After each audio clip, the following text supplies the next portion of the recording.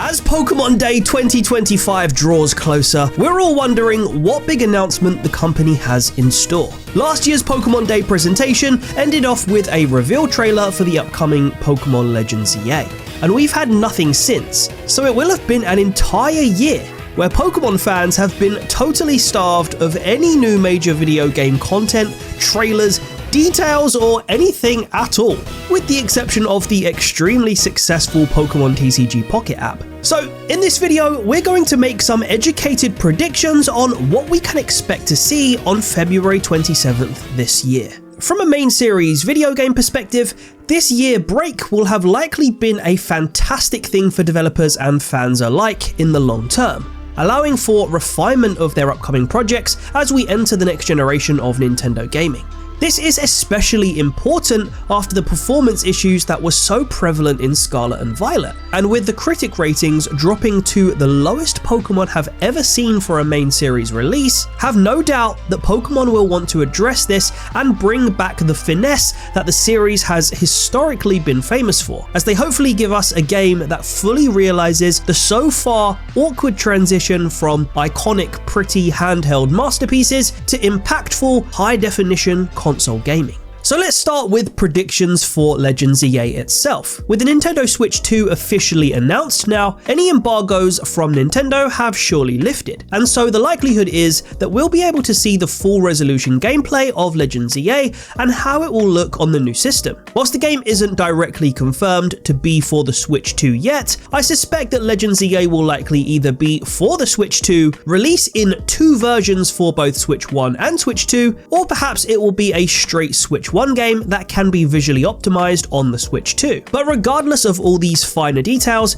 the main thing is that it's likely we will see some gameplay on Pokémon Day. But what about the new features that ZA could possibly show off? Well, as the second game in the Legends subseries and the successor to the critically acclaimed Legends Arceus, it's likely that ZA will develop some of the survival-oriented ideas that we saw in the first game, whilst bringing some original ideas of its own. These mechanics, like riding noble Pokémon and real-time catching, will likely be similar to Legends Arceus, but expect to see them catered according to whatever time period ZA is set in, as well as factoring in the surroundings and terrain of Lumio City as the environment, potentially being far more urban than the vast expanse of Hisui in Legends Arceus. So where Sneasler allowed you to scale natural landscapes like mountains, perhaps expect to see a way to scale man-made buildings, for example, or dig right through to the Terminus Cave underneath Lumios. Again, this is largely based around the time period, which hasn't been confirmed yet,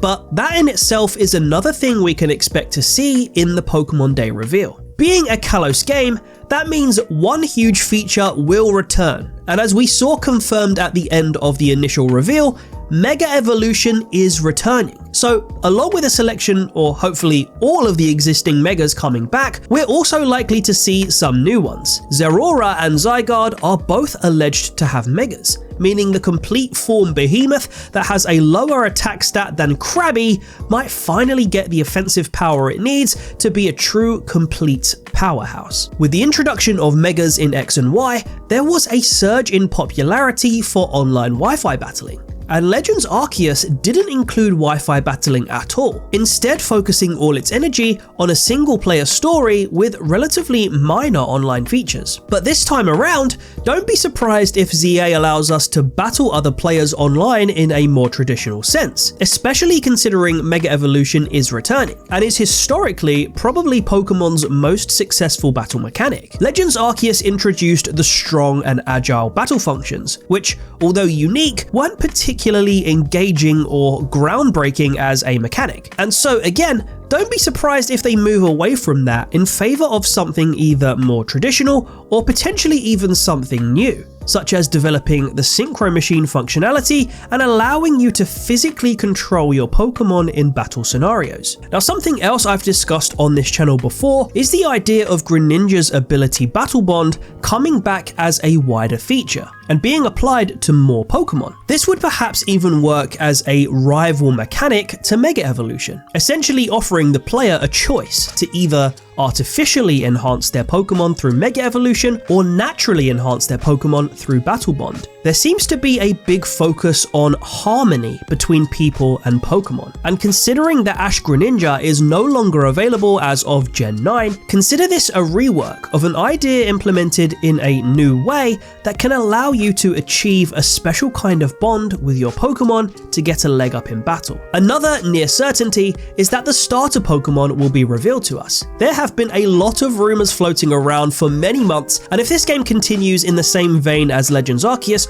we'll see an array of 3 starter Pokémon from different legacy regions with a new final form that adds a different subtyping. That is, unless they go completely off-piste and do something like force every player to start with single cell Zygarde, having us teach it how to battle and perhaps offering us choices regarding how we want to power it up if we collect more cells, potentially beyond the forms we already know about. But this is unlikely and totally hypothetical, so whatever the starter or starters end up being, Pokémon Day would obviously be a perfect time to reveal them. Something I touched on earlier was elaborating on the survival element of the first Legends game. Legends Arceus trailers surprised fans in all the right ways when they revealed how the human player could actually take damage from wild Pokémon, giving us as a Pokémon trainer a whole new danger to worry about, and a whole new way to lose the game or black out. This would be on the more wishful side, but I'm sure we will see some developments to this system. Those developments for Legends ZA could include a more elaborate stealth system that goes beyond just entering a trigger area where the Pokémon starts attacking you, and actually giving us more methodical ways to sneak and engage with Pokémon. It could also perhaps include having the player learn abilities that enable us to access certain areas in a similar way to ride Pokémon. It could also include a more Zelda-inspired system for the human player,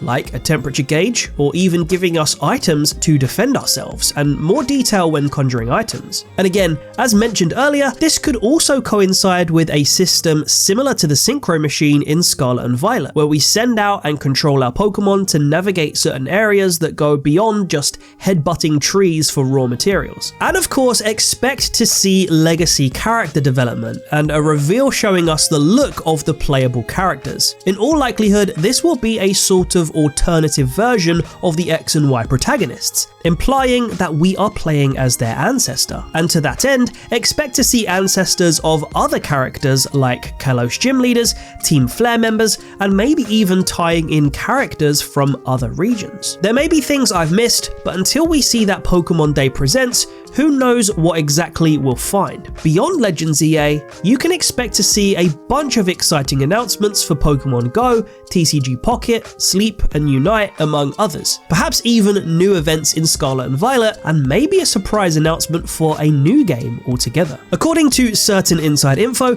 the company are working on Gen 10 for a 2026 release, marking Pokemon's 30th anniversary, but also another major project separate to both ZA and Gen 10. I've hypothesized several ideas as to what this could be, ranging from Black and White 3, Kanto and Johto sequels, a classics release, or a new stadium or Colosseum game. And whilst I think all of these will happen in the next few years, I'm sure we'll see very few, if any, teasers for those just yet. And so if we do get something major beyond a new ZA trailer, my money would be on a brand new game with a fresh concept, like a Pokemon Explorer or Team Rocket game, which could align with the upcoming TCG release. You can find out more about my ideas in the video linked at the end of this one, and please also leave all your thoughts and predictions for the upcoming Pokemon Day presentation. Until next time, love you gang.